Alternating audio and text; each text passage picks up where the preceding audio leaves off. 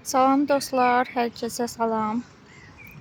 Bu gün sizlə bir şey paylaşmaq istəyirdim. Hansı ki, mənə DM-dən çoxlu mesajlar gəlir ki, bəs sən Azərbaycanda hansı təşkilatla işləyirsən və yaxud da sən hansısa bir proyektin rəhbərisənmi?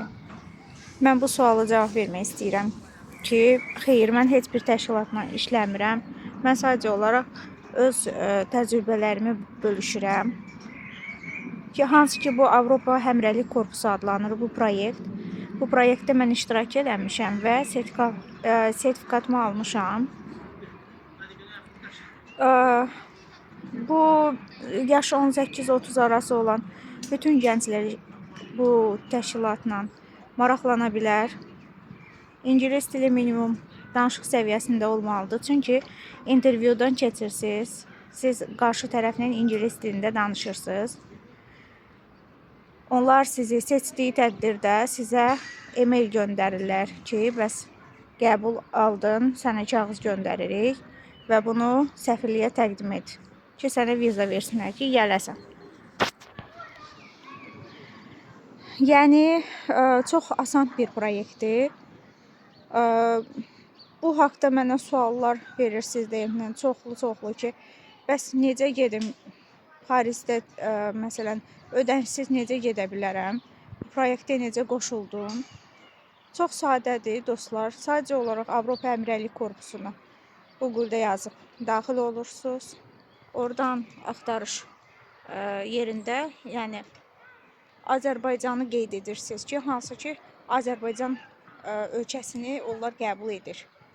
Bura bütün Avropa ölkələri daxildir, amma onların seçimi fərqli ola bilər. Yəni, eləsi var ki, İngilis dilini çox yüksək səviyyədə istəyir. Hansı ki, Alman dilli ölkələr var ki, məsələn, Avstriyada, Almaniyada, bəzi bir çoxlardır ki, məsələn, Alman dilini danışıq səviyyəsində istəyirlər proyektə qoşulmaq üçün. Bəziləri, məsələn, bəzi dostlarım var idi, fransız dilini bilirlər, fransız dilində istəyirlər ki, danışıq biləsən. Və könüllü olaraq getdikdən sonra çalışırsan orada. İşlər çox asandır, yəni nələrdən ibarət olur. Məsələn, mənim ixtisasım müəlliməlik olduğuna görə mən uşaqlarla iş üzrə qəbul almışdım. Bağçalarda, məktəblərdə öz mədəniyyətimizi təmsil edirdik, uşaqlarla oyunlar keçirdirdik, uşaqlara nəsə öyrədirdik. Yəni, səhərdən günortaya qədər. Günortadan sonra isə boş uyduq. Aylıq cib xərci və yemək pulu verilirdi. Bu 300-400 evro arasında dəyişir və ölkənin büdcəsinə uyğun olaraq bu pul dəyişir. Fərqli ola bilir. Bəzi dostlar var ki, yazırlar ki, bəs mən neçənci dəfədir başvururam, amma mənə qəbul gəlmir hələ də. Yəni, qəbul etmir qarşı tərəf. Yadınızda saxlayın ki, hər proyektin özünə uyğun motivasiya məktubu yazmalısınız. Yəni, hər proyekt qəbul şərtləri fərqlidir. Hər işlər də fərqlidir.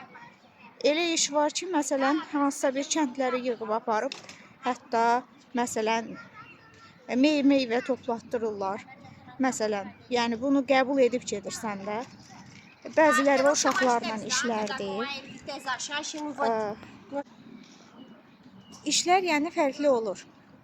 Dostlar, ona görə də hər dövlət üçün, hər bir layihə üçün ayrılıqda motivasiya məktubu yazmalısınız. Motivasiya məktubunuzu oxuyurlar. Qəbul etdikdən sonra sizə geri dönüş edirlər istəsələr. Sonra sizlə intervyu keçirilir. İngilis dil səviyyəniz yoxlanılır, söhbət edirsiniz normal şəkildə. Sizə keçmiş təcrübələriniz haqqında suallar verə bilərlər. Nə bilim, yəni ixtisasın haqqında və yaxud da sən bura niyə gəlmək istəyirsən? Gəlsən, məqsədin nədir? Tək bir ölkədə uzun müddət yaşaya bilərsən, yoxsa yox? Bir də xatırladım ki, dostlar, bu proyektdə uzun müddətli və qısa müddətli olur.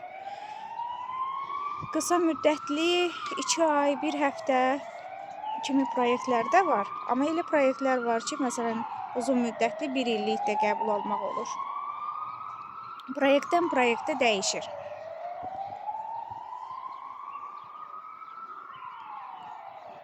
Əlavə suallarınız olarsa, şərh bölməsinə yazarsınız. Mən də çalışaram ki, cavablayım. Hələlik. Hər kəsə uğurlar.